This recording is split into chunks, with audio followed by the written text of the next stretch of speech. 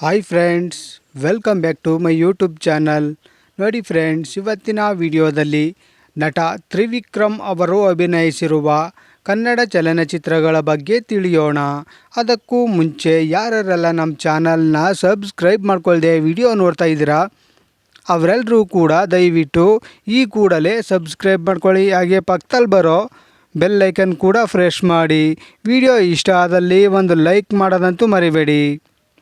ತ್ರಿವಿಕ್ರಮ್ ರವರು 2017ರಿಂದ 2019ರವರೆಗೆ ಕಲರ್ಸ್ ಕನ್ನಡ ವಾಹಿನಿಯಲ್ಲಿ ಪ್ರಸಾರವಾದ ಪದ್ಮಾವತಿ ಸೀರಿಯಲ್ನಲ್ಲಿ ಕಾಣಿಸಿಕೊಂಡಿದ್ದರು. ಅವರ ಮೊದಲನೆಯ ಚಿತ್ರ ನವರಾತ್ರಿ. ಈ ಚಿತ್ರವು 2019ರಲ್ಲಿ ತೆರೆಕಂಡು ಆವ್ರೇಜ್ ಆಗಿತ್ತು. ಅವರ ಎರಡನೆಯ ಚಿತ್ರ ರಂಗನಾಯಕಿ.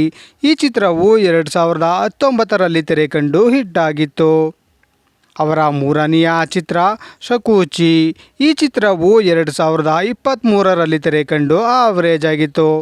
ಅವರ ನಾಲ್ಕನೆಯ ಚಿತ್ರ ಬ್ಯಾಡ್ ಮ್ಯಾನರ್ಸ್. ಈ ಚಿತ್ರವು 2023ರಲ್ಲಿ ತೆರೆಕಂಡು ಫ್ಲಾಪ್ ಆಗಿತ್ತು. ತ್ರಿವಿಕ್ರಮ್ ರವರು ಬಿಗ್ ಬಾಸ್ ಸೀಸನ್ 11ರ ಸ್ಪರ್ಧಿಯಾಗಿ ಕಾಣಿಸಿಕೊಂಡಿದ್ದಾರೆ.